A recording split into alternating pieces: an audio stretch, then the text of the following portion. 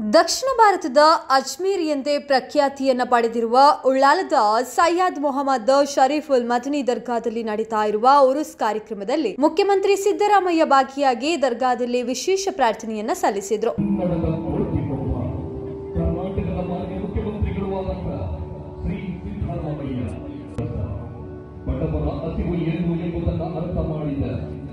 ಮುಖ್ಯಮಂತ್ರಿಯಾದ ಕೆಲವೇ ಗಂಟೆಗಳಲ್ಲಿ ಕರ್ನಾಟಕಕ್ಕೆ ಉಚಿತ